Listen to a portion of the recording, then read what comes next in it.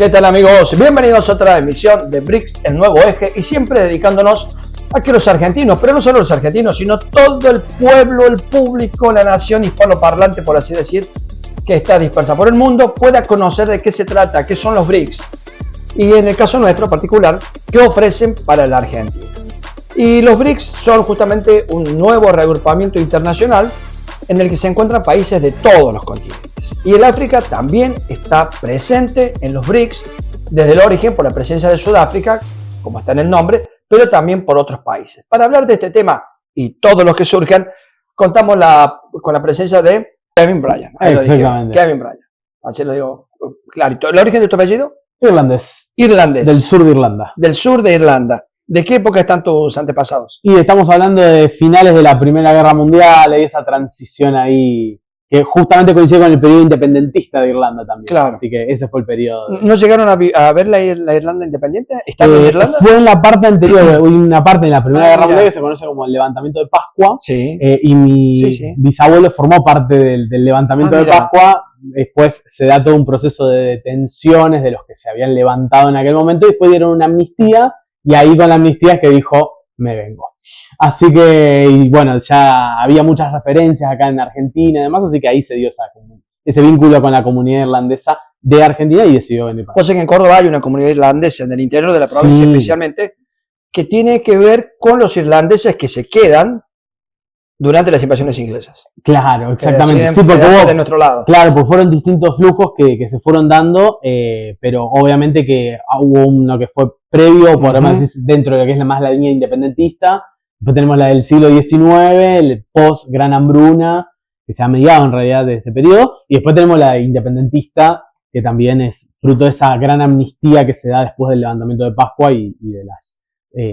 por así decir, los encarcelamientos iniciales. Un pueblo muy luchador. Muy hermano. Eso quería decir. Muy hermano. Si hay un país que nos acompaña, nos entiende muy bien en nuestra lucha y en nuestras reivindicaciones soberanas, en la cuestión, Malvinas y demás, sin lugar a dudas es el irlandés. Debes conocer la canción esa de Almirante Brown, ¿no? Exactamente, What Tones. El grupo que la hizo es brillante.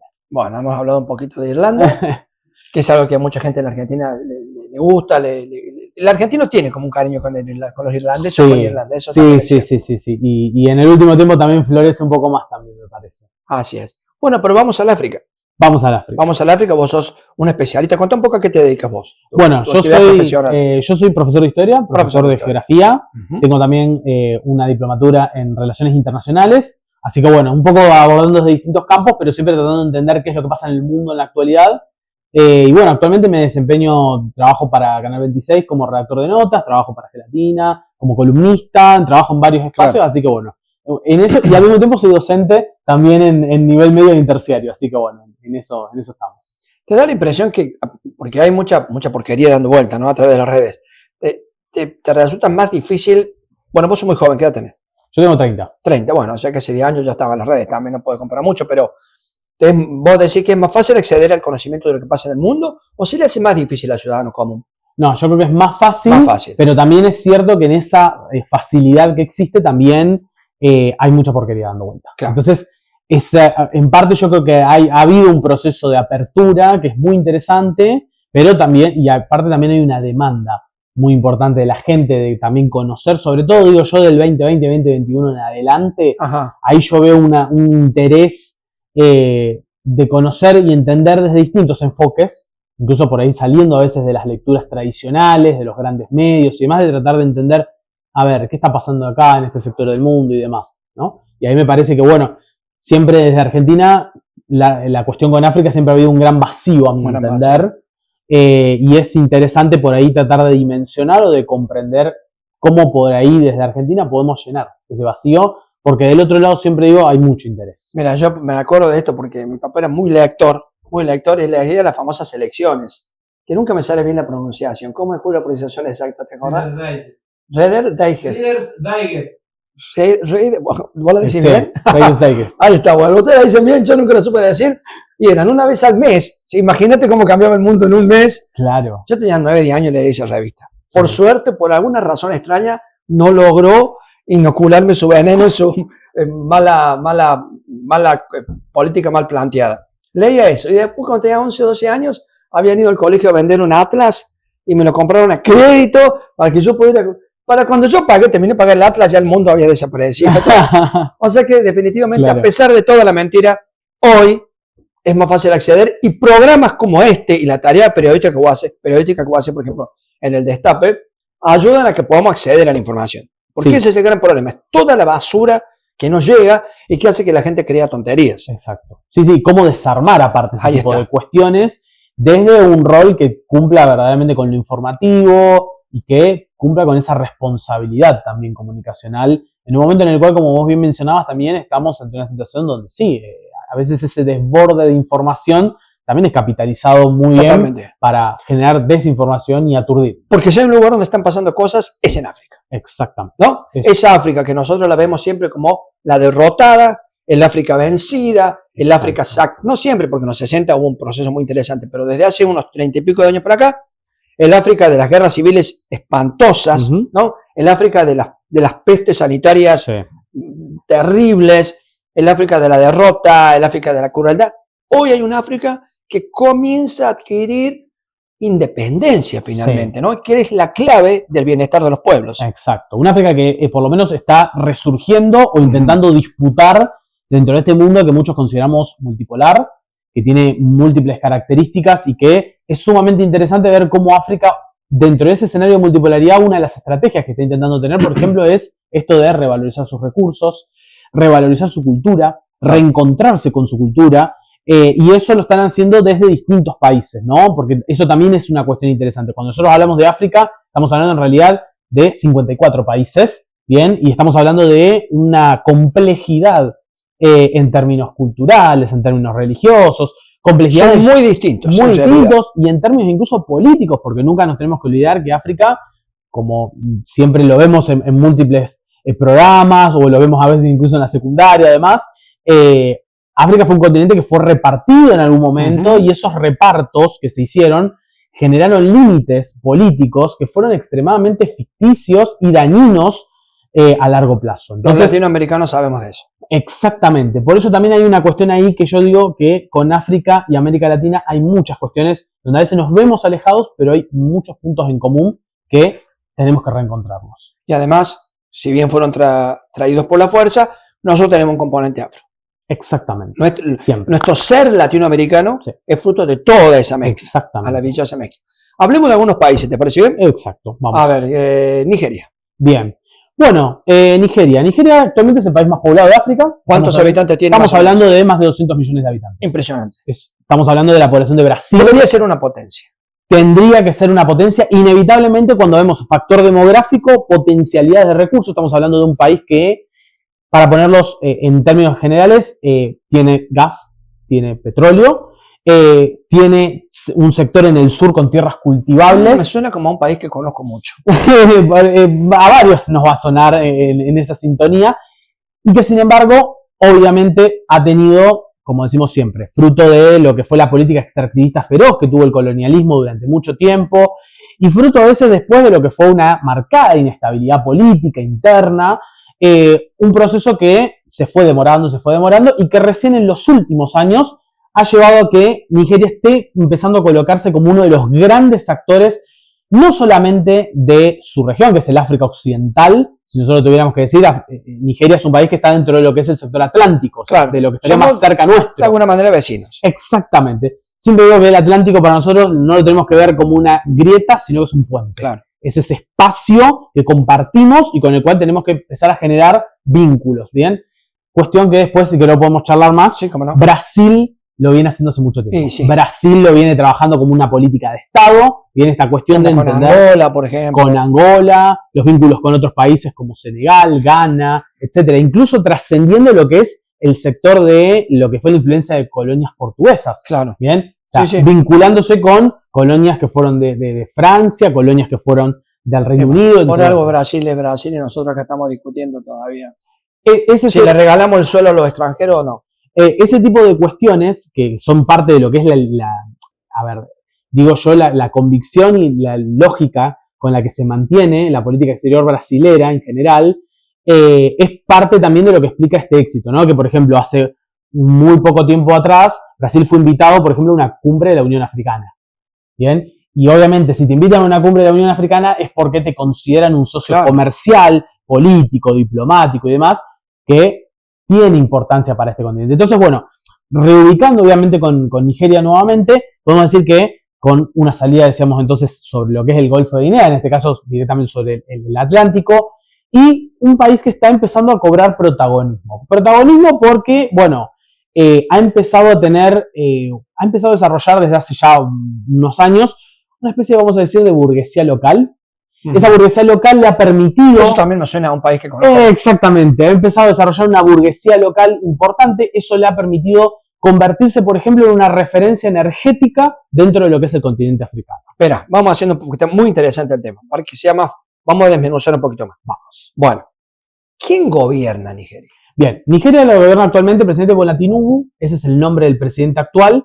En Nigeria, los gobiernos en general, dentro de lo que ha sido más o menos de una línea, que si lo tuvieran a adjudicar, es una línea más conservadora en algunas cuestiones, siempre igualmente con una política que Nigeria siempre tuvo muy buenos vínculos con los países occidentales, bien, a pesar del proceso de descolonización y demás, siempre tuvo buenos vínculos con Reino Unido, con Francia y demás, pero que en los últimos 15 años, vamos a decir, empezó a tener relaciones mucho más cercanas, más estrechas, por ejemplo, con China.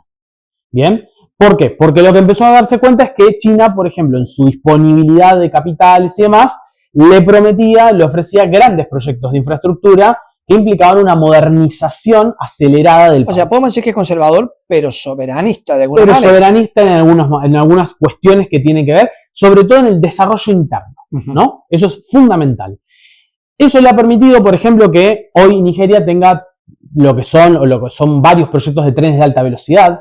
Bien, trenes de alta velocidad. Estamos hablando de trenes de alta velocidad. Acá demoramos 2 horas y media para ir hasta el... Sí, ¿no? o yo, por ejemplo, que soy de Rosario, siempre me hago la misma pregunta. ¿Cuándo vamos a tener un tren de alta velocidad que comunique Buenos Aires, Rosario, Córdoba? ¿Cuándo vamos a tener un tren? Bueno, y en este momento...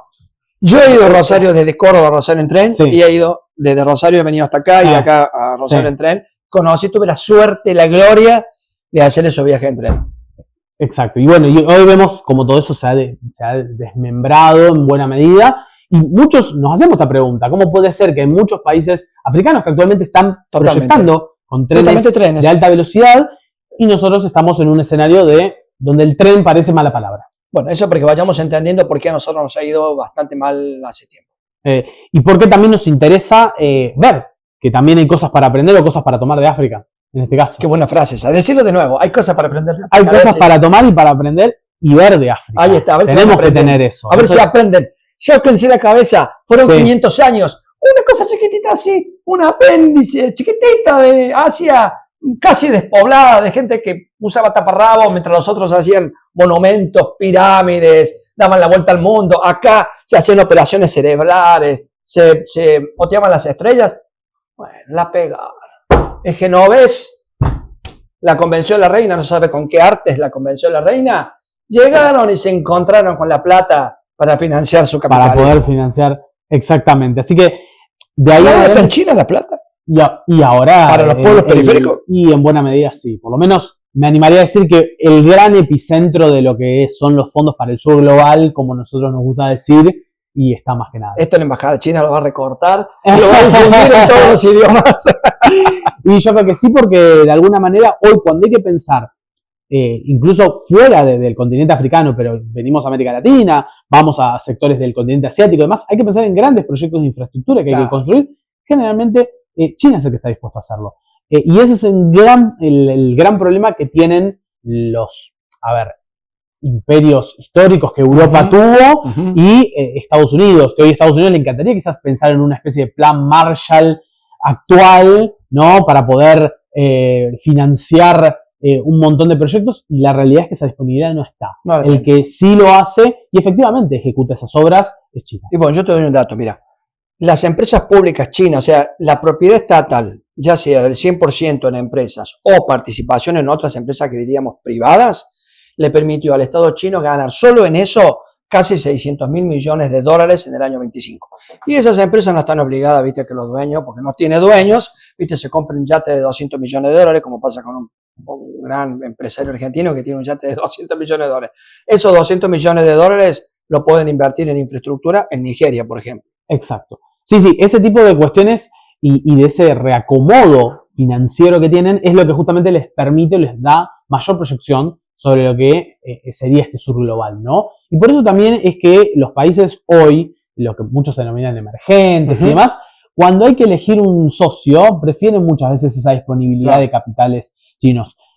Lo mencionamos con Nigeria, pero pasa con otros países también. Digo, lo queremos pensar con países, por ejemplo, un Senegal, lo queremos pensar con una Etiopía, lo queremos pensar con un Sudáfrica, lo queremos pensar con un Kenia. Digo, distintos países que abren en este sentido sus puertas porque hay un avance. Dijimos Nigeria. Sí. O infraestructura es un elemento clave para el desarrollo de Nigeria. Petróleo, por ejemplo, ¿quién lo maneja? ¿Quién lo comercia? ¿Quién es el dueño? Ahí justamente una de las cosas que habíamos mencionado era esto de que se ha convertido en un gigante energético en Nigeria. Y eso va muy de la mano con el desarrollo de esta burguesía local que de alguna manera ha crecido en los últimos, otra vez, 15, 20 años, se ha consolidado. Si tenés la información, esta burguesía local, digo porque ahí podría un pequeño matiz con nosotros. ¿Es de origen italiano o son nigerianos? Son nigerianos. Son nigerianos. Todo tiene que ver con todo. Y ahí tenemos, bueno, la gran empresa de bandera que ellos tienen, que en realidad el Estado tiene una parte, pero repito, es más el sector privado, pero una burguesía que realmente trabaja y está en un tono, vamos a decir, panafricanista. Ellos han logrado desarrollar un empresariado que le interesa el desarrollo de su país. Y el desarrollo del continente. Bueno, peor, más para el asombro. Y el desarrollo del continente. ¿Esto es en serio? Sí. La empresa, de hecho, si ustedes después quieren buscar y demás, es Dangote. Ese es el nombre, Dangote. Es un gigante energético. Mientras nosotros hablamos, después van a ir apareciendo. Exactamente. Sí. Bueno, Dangote es una empresa enorme que no solamente tiene hoy operaciones en Nigeria, y obviamente es quien maneja ese sector y parte de lo que es África Occidental, sino que ahora, por ejemplo, Dangote abrió refinerías en Kenia. O sea, en otro sector. Claro. Ha cruzado y se fue para el lado del Índico. Sí. Entonces, esta es la proyección también que tiene. E incluso hicieron un posteo en sus redes sociales hace unos 2 meses atrás, que a mí me impactó muchísimo. Que era un posteo donde ellos decían, invitaban a otras refinerías del continente africano a dejar de importar. Dejemos de importar de otros lugares del mundo, dejemos de importar y empecemos ¿Son bolcheviques? Empecemos a refinar. ¿Son millonarios bolcheviques? Es una locura. Empecemos a refinar ligeramente. Nosotros te mandamos al Dibu Martínez, te mandamos a ese sí te lo mando, y mandanos 4 empresarios de eso a la Argentina. Para volver a pensar eso de la reindustrialización. O sea, serían como el Miguel Miranda que alguna vez tuvimos, ¿no? Nómbrame otro, porque no hay muchos tampoco, ¿no? Ahí quedamos el Miguel Miranda. Entonces, por supuesto, pero no deja de ser Jorge Antonio.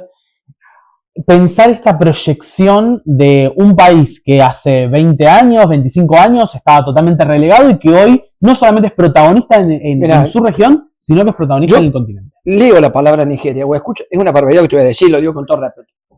Leo la palabra Nigeria, escucho la palabra Nigeria y me viene a la cabeza una imagen de una película tendrá 20 años, si no me equivoco, una película de Nicolas Cage. ¿Te ubicás con la película? Cuál debe ser. La que es el contrabandista de armas. La guerra. El señor de la guerra.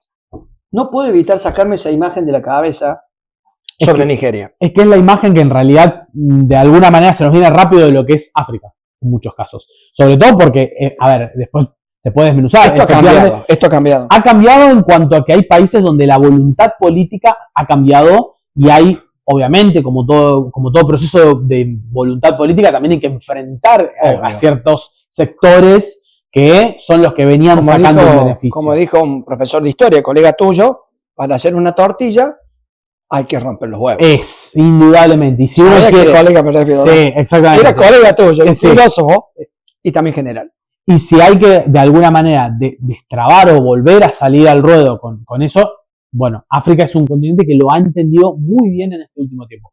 Por supuesto que a mi entender va acompañado de que vienen leyendo correctamente hacia dónde va el mundo, por lo menos en la última década, ¿no? En la última década es muy claro que África lee Es que... el núcleo, porque debe haber habido, siempre hay, debe haber habido un núcleo intelectual, debe haber habido un grupo de gente que ha venido pensando, acumulando conocimiento, y que, bueno, lo tomó otra generación. A veces pasa eso, Sí. a veces pasa eso. ¿Viste? Unos son los que la piensan y otros son los que la hacen. ¿Qué le vamos a hacer? Sí, yo creo Debe que, haber habido eso, ¿no? Un yo creo proceso que previo. lo que tiene África de interesante es que, a ver, como continente en su proceso de descolonización en los años 60 Sí, y 70 también, sí, tuvo esta característica de que sus referentes estaban en el norte, estaban en el sur, en el oeste, en Sí. el este, en distintos lugares. Digo, sí. vos podés tener un Tomás Sankara y tenías un Patrice Lumumba y tenías Sí, el mismo Nkrumah, Gaddafi. exactamente, Gaddafi, tenías distintos referentes. Más antes, Nasser.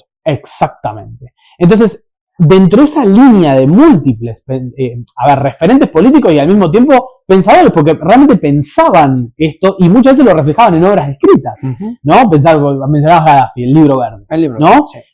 Pensar en Tomás Sankara, que tenía libros escritos también donde reflejaba su pensamiento. Entonces, este tipo de cuestiones, que por supuesto cuando muchas veces fueron derrocados, se produjeron las intervenciones, ¿no?, sobre estos gobiernos, pero después de una pausa de eso, hubo en distintos países personas que evidentemente fueron retomando esa agenda. Y acá viene algo interesante. En algunos países fueron los sectores intelectuales, Ahí está, bien, por ejemplo, y en otros países fueron las Fuerzas Armadas. Esa burguesía que no está, que la historia no nos permitió parir por las razones que fueran. Bueno, los ingleses tuvieron también el ejército, que lo que era Cromwell y sus cabezas redondas, eran militares. Exactamente. Digo, esa burguesía a veces ha sido sustituida por el ejército y el Estado ha sido el financista que también nos ha faltado. Exacto. Entonces, de ahí me parece que también, pensando en el presente del continente, se ha dado esa articulación que a veces es de momento, de coyuntura, pero que no deja de ser sumamente interesante, que está ocurriendo todo ahora. Vos podremos decir en el caso de Nigeria, porque bueno, necesitaremos hablar todas las semanas de esto, pero creo que está siendo muy útil y eso a mí me importa mucho. Sí. En el caso de Nigeria, ¿vos ves que hay un componente del ejército en este proceso? Hay un componente más sutil, es más sutil, es más leve que en otros casos. Después podemos hablar de dónde se nota más. Pero saben que cuentan con ese apoyo. Pero saben que está ese apoyo. Bueno, sí, eso es lo que importa. Exacto. No queremos un general de presidente, digamos. Lo que queremos es un general defendiendo el petróleo. Exacto. Sí, hay una línea ahí soberanista muy claramente marcada. O sea, digo, volviendo a un país que conozco mucho, es como un gobierno de frente nacional. Sería una perspectiva de ese estilo. O sea, siendo aún más sacrílego y ofendiendo a propios y ajenos, ¿se podría hablar como algo parecido a la experiencia del peronismo argentino? Yo creo que ahí podríamos tener, en otras experiencias lo identifico más Sí, claro. Sí, como la... Sí. Después podemos hablar de la experiencia. La del Sahel se parece más. Yo creo que ahí está muy claramente, es básicamente el 43. Claro, es muy brava, claro, pero pasa que la situación en Nigeria es muy difícil, muy brava. Es una situación compleja, pero que igualmente en medio de esa... Pero ahí si no es el ejército, no tenés fuerzas para enfrentar eso, amigo. No hay forma. Realidad, te voy a decir una cosa. ¿Te dividen el país o no? Eso. En 4. Cuando vos te encontrás con, que en África pasa lamentablemente con algunos países, cuando vos encontrás que la estructura del ejército es muy débil o es muy precaria, eso también favorece a lo que es el desguace de ese Estado. Aparte porque los ejércitos, mal que mal, están en todos los rincones o más o menos en todos los rincones de un país y son centralizados por definición. Sin un ejército fuerte o bien consolidado, te aparecen grupos paramilitares. Jorge, esto lo hubiéramos afiliado hace 50 años, 40 años, ¿no? Algo más quedando, ¿no? De tanta prédica. Aparecen todo este tipo de situaciones que son importantes y que acompañan a este proceso. Entonces, yo creo que hoy hay un momento de transformación y un deseo también que se acompaña, y acá está también un factor interesante, o por lo menos en muchos países, la movilización popular que acompaña. ¿Hay movilización popular en Nigeria? Hay movilización popular en otros procesos que podemos también identificar en el continente. digo, hay un deseo de parte de la juventud. ¿La gente sobre sale a la todo. calle como hacemos nosotros? La gente sale, pero sale siempre con esta impronta de, sobre todo, defender lo que son las medidas soberanistas. O sea, es defensiva la reacción. Es una medida, claro. Pero el 17 de octubre también fue defensivo. Exacto. Si vos lo pensás en esos términos, es que nunca nos podemos desentender que cuando vos tomás una medida soberanista en África, te viene todo la contraofensiva. No, vale. Y si no tenés una movilización popular, una capacidad de movilizar, efectivamente es muy probable que o tengas que dar marcha atrás con ese proceso o que te terminen sacando y alguien de marcha atrás con el proceso porque lo pusieron en tu lugar. O sea, lo más probable, es lo que ha pasado históricamente. Lo más probable es que primero que te asesinen, ¿no? Que haya una desestabilización. Directamente no ve el otro día, no ve el otro mañana. Sí. Entonces decíamos, ¿hay empresas estatales en Nigeria? Hay empresas estatales que, como te mencionaba, coexisten con esta burguesía que mencionábamos, y eso también ha permitido un desarrollo económico muy acelerado de Nigeria en el último tiempo. Hoy, cuando vos agarrás un mapa con lo que serían los distintos países de África y ese mapa lo trasladás a lo que es el crecimiento, las economías que más crecen de África, dentro de lo que son las economías pujantes, Nigeria es la que más crece. O sea, estamos hablando de una economía que crece efectivamente ¿En qué sectores? Y crece en todo lo que es el sector energético, crece en construcción, crece en infraestructura, crece en... ¿Y nivel de vida? Y en nivel de vida, todo lo que es el sector, la franja del sur, que sería, en Nigeria también tenemos que tener en cuenta un factor importante. Nigeria tiene al norte una comunidad musulmana y al sur tiene una comunidad cristiana. Bueno, desde acá, por favor, no se vayan a dejar joder con ese tema, que los jodan con eso. Es que hay una, ahí es donde ya un poco que los están jodiendo. Por favor. Porque vos tenés en el norte del país, tenés a un grupo yihadista que es Boko Haram. Eso es el imperialismo, déjense de hinchar. No nos engañen. Son los brazos que operan no solo los sobre esa zona y que por supuesto promueven la desestabilización precisamente de y generan esa polarización interna, ¿no? O buscan robustecer esa polarización interna. ¿Saben lo que hay que hacer con esos tipos? Por eso también... lo que harían ellos con todos nosotros. Por eso también ese tipo de cuestiones son importantes cuando analizamos a un país, en este caso enorme, importante. O sea, un país donde el ejército en general está del lado correcto, le meten un grupo terrorista en el norte, financiado por el imperialismo. Te buscan polarizar diciendo, miren que acá el problema ni siquiera son los extremistas islámicos, es el Islam el problema. Y ya te buscan con ese sentido dividir más un país que tiene la mitad de su población musulmana, la mitad de su población asustan a los musulmanes mismos. Exacto. Y aterrorizan a los cristianos.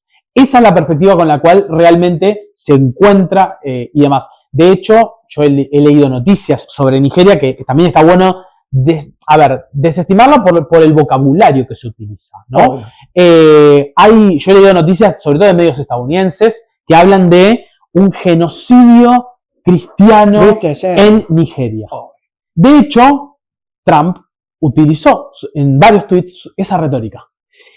Y después es muy loco porque cuando vos empezás a indagar sobre realmente cómo son los ataques de Boko Haram, sí, Boko Haram a veces ataca iglesias, pero también ataca mezquitas. Boko Haram, la gran mayoría de la población que mata y la población que secuestra son musulmanes mismos. Porque claramente no es algo que avalan la mayoría de la comunidad islámica, ¿no? Claro. Para nada. Por eso también es importante desligar un poco o desentenderse esos discursos que después son los que le permiten justificar a Trump y decir, bueno, si atacamos el norte de Nigeria es porque se está haciendo un genocidio cristiano, ¿no? Sí, porque después, ¿qué van a hacer ellos? Van a surgir a su vez un defensor de la comunidad musulmana y del otro lado el defensor de la comunidad cristiana. Exacto. Y van a llegar a la conclusión que lo que hay que hacer es partir el país y entregárselo al imperialismo. Exacto. Esas son las cuestiones, por eso digo que hay que tener cuidado con esos discursos y demás. Nunca se tiene que, desestimar la problemática, pero sí hay que evitar caer en las líneas que generalmente son las líneas que provienen de los mismos 3-4 países de siempre. Bueno, se nos fue no sé si te pareció que fuimos rápido. Por mí, pero se nos acabó el tiempo, por lo cual estás convocado a una nueva vamos a seguir charlando en otras ocasiones. Y esto que te digo es una cosa a tono personal.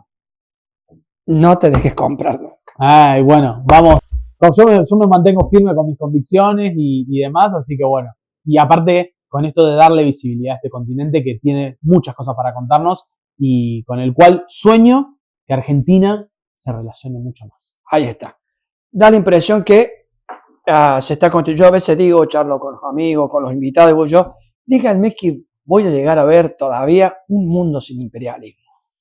Y soñamos con un mundo donde la descolonización sea la gran bandera y por eso hay que dar la lucha en múltiples frentes y hay que buscar los aliados correctos. Ahí está, y hacerlo accesible para la gente como creo humildemente hemos hecho en este rato. A ver, a los que tengan allá en Nigeria donde haya problemas religiosos, a Dios rogando, pero con la historia estudiando. No se dejen engañar en nombre ni de Alá, ni de Jesucristo, ni de nadie.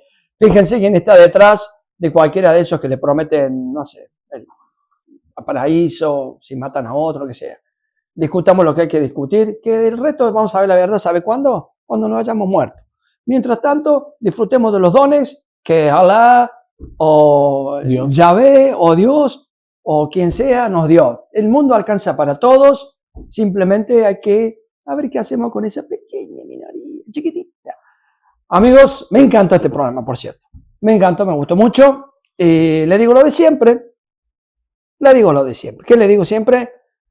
Suscríbanse al canal, compartan el video, los videos y denle me gusta. Y nos volvemos a encontrar la semana que viene para conocer sobre los BRICS y para que tengamos todos acceso a un mundo nuevo. Hay mundo más allá de Donald Trump.